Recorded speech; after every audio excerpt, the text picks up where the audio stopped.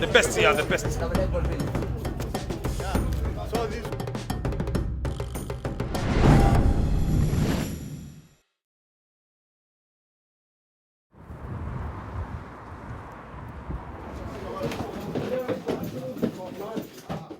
We're sitting in a flat in West London with boxes and boxes of the UK's most popular legal high. It's called Khat, it's from Kenya, and right now the UK government are trying to make it illegal. A proposal by the United Kingdom to ban Khat or Meru is now causing jitters among farmers, traders and stakeholders in the Meru business. Khat is a mild stimulant which grows on trees across East Africa. To most drinkers and drug users in the UK, the effects of Khat are so minor that they'd barely register. But for the Somali community in Britain, it's a way of life. Every night, thousands of UK-based Somali men head to their nearest mafresh or chewing cafe to chew Khat and watch TV. Except that looks set to end, because in July 2013, the British Home Secretary Theresa May announced her plans to ban the stuff. She's not the only one suspicious of Khat. In the US, it's been illegal for 20 years, and it's banned in most countries across Europe. Anti-Khat campaigners claim the drug destroys families, risks people's lives, funds crime, Somali piracy, and even the Somali terrorist group responsible for the Westgate terror attacks in Kenya, Al-Shabaab. Certain sections of the press have followed the government's lead, getting excited about this supposed jihadist legal high. But people who grow, import, and take the stuff insist that it should be thought of more like coffee and less like the end of the world. We went to meet the largest Khat importer in the UK, who understandably is freaking out about his livelihood being criminalised. That's why, with the help of the Kenyan government, he's taking the British lawmakers to court. I started doing Khat self-employed in 2008. To reach in this position, it took me a lot of my time. I started from nowhere, and seeing somebody taking it away from you, you won't feel happy. Where do you import the Khat from? We're importing it from Kenya, Nairobi. Today's shipment, we have got about 5,128 kilos. The ban on Khat will presumably be disastrous to your business. Most of the people who are employed, they will go jobless. I'll be out of job. So this is the biggest Khat warehouse in Europe, and the biggest delivery of the week's just arrived. It's getting unloaded behind me, and it's going to be sorted in there, and then it's going to go in those cars over there. And it's going to be driven all around Britain. It's going to be driven to Manchester, to Bristol, to Southampton, even to Devon, we've heard. Clearly, Britain's Khat diaspora goes far and wide. Amazingly, every piece of Khat shifted from that warehouse in Heathrow was sitting on a tree in the middle of nowhere in Kenya less than 48 hours ago. In fact, Kenya, where Khat is known as Meru, supplies so much Khat to the UK that whole regions are economically reliant on the trade. One such place is Eastleigh in Nairobi, a huge suburb of the Kenyan capital, most recently famous as the alleged base of the terrorists behind the Westgate Mall attack in September. Populated mostly by ethnic Somalis, it's also a place which runs to the beat of the Khat trade. People here rely on Khat both for employment and entertainment. Okay, so this is the Meru repackaging workshop. There's about 50 people around here bundling it up, and this is one of about 10 hangars all around this place. This is the finished. This is before packaging to the cartons. These are the casual laborers. They earn every day the daily bread from the Meru. So much Meru just comes to this place constantly. Came in about 10 minutes ago, place was full, everyone was wrapping, and now another one of the trucks has stopped off and another delivery is happening. How much of this whole business, all of this stuff around here that we've seen, is for the UK market? Everything here is for the UK market. All of this? All of it. All the hangars. And how much money comes from the UK here? On a conservative estimate, I think it's about 2 billion Kenyan money a year. You're a billionaire? Not yet. I'm young, I'm new to the job, but we are trying before Theresa interferes. And you pay tax to the UK government as well, don't you? Taxes we paid there, we paid our taxes here. Yeah. In the UK, some people claim that the money that comes from the Khat funds terrorism. Oh, that is the most unsubstantiated statement I've ever heard from that part of the world. Meru business can never, at any one time, fund terrorism because the terror guys, the extremist guys, are against Meru for the first time.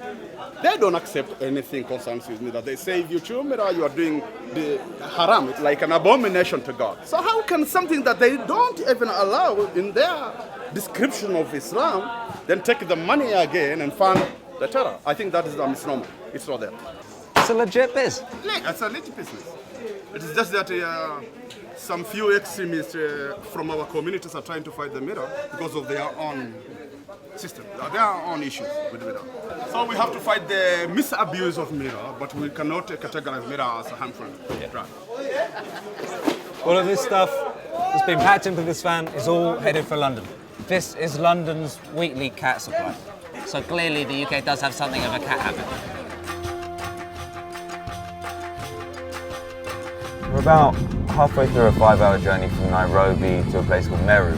Now Meru is a place which has been growing cat for at least 300 years, and it's also the place where about 90% of all of the cat is grown that eventually ends up in the mouths of UK citizens.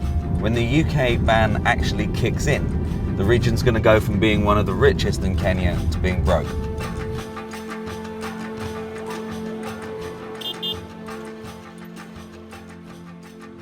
So this is the Meru tree, and you have to climb it to pick it, right? Yeah? As far as my mate seems to be telling me, what you do is you climb to the top and you pick the youngest, like, little stems, and that's the cat. That's a fresh cat. And how long have you been growing Mira? All my life. All your life? Yes. My great grandfathers have been selling it.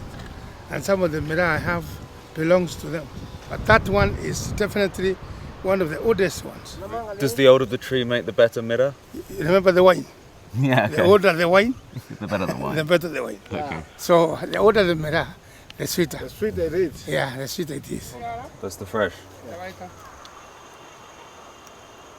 It's sweet. So, I mean, It's very sweet. you can go. Every day, Mira going all over the world. If it's banned in UK, I'm telling you, it will affect us economically. Yes. We want to make money. It will affect every sector Really? of economy in the Meru community. You take a lot of joy in growing Mira, don't you? Yes. This is what I have. This is how I've been living. Yeah. If you're unable to export to the UK anymore because it was made illegal, do you think that many people around here will lose their jobs? A lot of people lose their jobs. Thousands. So that's why we want British people to just have second thought about Mira. 80% of the Meru income comes from Khat. If Arabs don't sell petrol, can they survive? You can't. And we are giving money for the case. You are. It's quite a big deal to have a farmer in Kenya paying for a case to stop a law being passed in London. It shows that it's really It's serious. important. And we want to fundraise about 13 million shillings. Okay. It's ambitious. Really? Apparently, 80% of their money comes from export. And considering that the UK is one of the very last places they can actually export to that's not in East Africa, it's going to have a real bad effect on them. It's funny how a decision that affects such a small group of people in the UK can have such a large effect for an entire community all the way in Kenya. So these guys behind me just pick their stuff, they're bundling it up to stick it in a truck and send it into town to get sorted before it's sent off all around Kenya. Yeah, the driver's antsy though, because he wants to leave. He's got to get to Nairobi. I guess all the cat fans are kind of waiting for their gear, not to mention the ones in London and Birmingham and Glasgow. Because cat dries out so quickly, the entire trade is done in a manic hurry. There's no point in getting old cat to the UK, so everything relies on speed. In fact, these trucks sped so fast down the roads from Meru to Nairobi that we lost them in about 15 minutes. One of the biggest weapons of the anti-cat movement has been the supposed link between the trade and terrorism. US and British counter-terror officials have claimed the trade is linked to Al-Shabaab, but studies by the UK's Advisory Council on the Misuse of Drugs and experts from the UN have found little or nothing to support this. Al-Shabaab seem more likely to behead cat sellers, and late last year captured and burned a big cat delivery in southern Somalia. When we asked some of the local guys who worked packaging the drug about Al-Shabaab, they claimed that the ban would in fact drive people towards the terrorist group. You know, these boys here, if they ban Mera, we don't have anything to find, okay? And the people from Somalia, they come to Pumwani. They brainwash us. They say, we can give you money to turn to become Al-Shabaab, okay? We'll become Al-Shabaab because we don't have anything. And this Mera itself us. Well, it's bringing food on the table. So while we've been here, a lot of people have been talking about how the ban isn't going to make any difference because people are going to smuggle it anyway. And we've heard that some people in here, this tiny little building in Eastleigh, smuggle it to the States on a weekly basis. So if it gets banned in the UK, do you think you'll then traffic it to the UK illegally?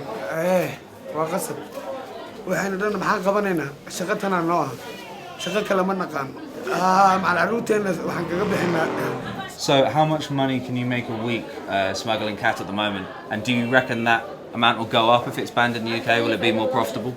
حتى مركل البنك هو زايد العك في أنا هلا حتى 65 باوند أكلنا 65 باوند كل يد واحد تاي ملها وحكلو كوسو هاري هدي لبنك ريو وحنقلي كرا 300 باوند. It's not exactly a sophisticated process, the smuggling of cat. You stick it in a box, you put a blanket on top, and you write a name on it, and you post it to the person who wants it. This is a box of cat being quite easily transported to the United States, where it's been illegal for 20 years. So I think it's kind of obvious that it's going to be quite easy to get it into London, even if it's illegalised. The next morning we woke up to see the day's cat arrive. The truck from Meru has just arrived. One stop en route to London, but some of the local deliveries being thrown out as well. All the bags have names written on them, and he's screaming out the names and throwing them out to the people in the crowd, and there's a bit of a scrum going on. The only time in the entire cat journey when anyone seems to chill out is when they're actually chewing the stuff.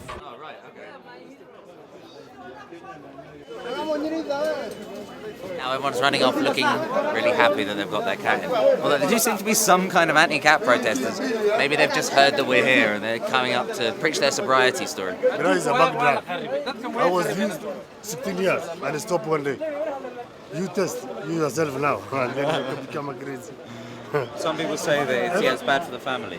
Yes, your wife don't have sex. Really? Because you are Meru. You think Meru spams all of spams down.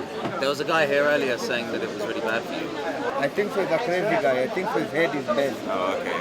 That's the best stuff. The best, yeah, the best. How much? You paid how much? 3,600. This is $50. Oh. Yeah. You UK, you cannot buy this one. UK,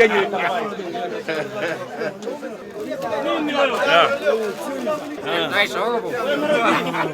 Everyone's taking my stuff. The cafes where people chew cat are called mafreeshes. It's these places which cats that cries have become fixated upon. According to the press, they're aggressive hubs of drug use, terrorist recruitment farms, and have close links to the criminal underworld. In a dusty corner of Eastleigh, we were taken to a compound in an old fairground where several mafreeshes had set up. It was all a bit like something from the Warriors. Is this where you come and hang out? Yeah, the place of Shisha. Yeah? And Mira.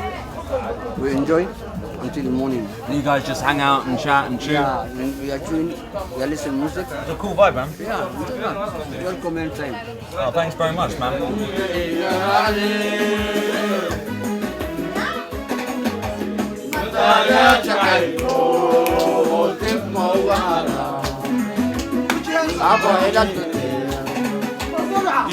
So this is it.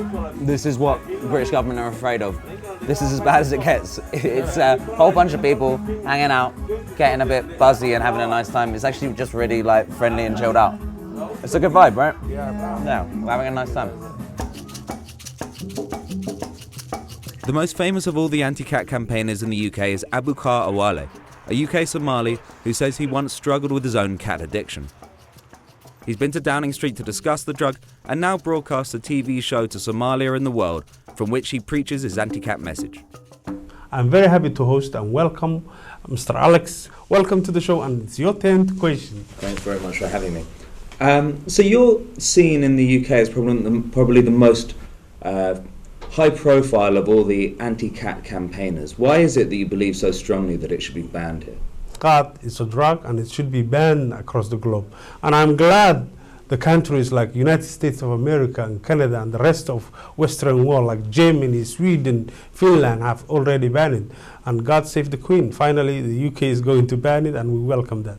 I have met some young women and some campaigners who've been really, really keen for it to be banned. But the huge majority of the Somali community that I've spent time with have been upset and angered about I don't agree with you, and I think that's not the accurate information. The Somali community has been celebrating since the call of the ban. There has been gatherings, there has been songs has been made. The Somali communities are praying for the ban. It's very funny coming from non-Khat user, white man, you know, telling the community Khat's not good for you or it's good for you, when the community themselves are saying we had enough of this drug. I'm not saying whether it's good or not, I'm just looking into it. However, the message that I'm hearing from the community is mixed. And I don't believe that people beyond the community have any understanding of what the situation is. I think they've been led by rather extremist articles in newspapers like the Daily Mail. Thank you very much. Right, thanks very much for having me. Ladies and gentlemen, we're going to stop there, but I hope to see you next time.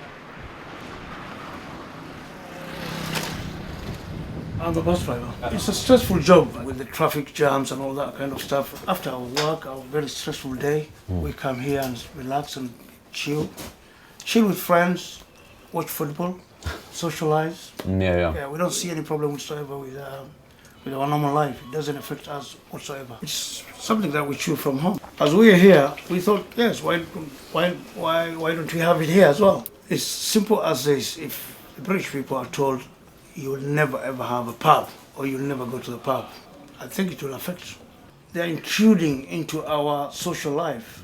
I believe it's one of the major things which is good for the community. Some people say that it's bad for the family. I can see how it might be though, but in the same way that, you know, anything where a group of guys hang out together rather than see their wives. Nobody chills here till morning. No, everybody after 11 o'clock goes home. Yeah. For the younger people, we believe child is part of the social thing which is keeping them away from trouble. The government misunderstood the whole concept of the child. People made it look worse than it is. I think that having spent quite a lot of time with people whose lives are intertwined with Khat, I can safely say that it isn't a scourge on the human race. However, it is a drug, let's not be naive, I'm sure it can't be all positive.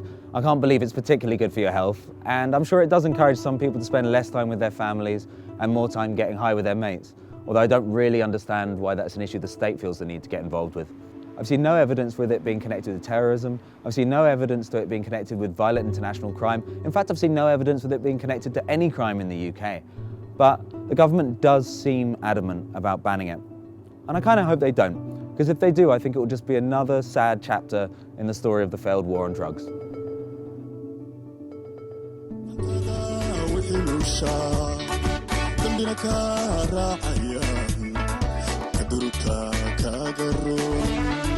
صدق ودراغو ووحد لا تركاغو تنتظر كسيتي لا تنسى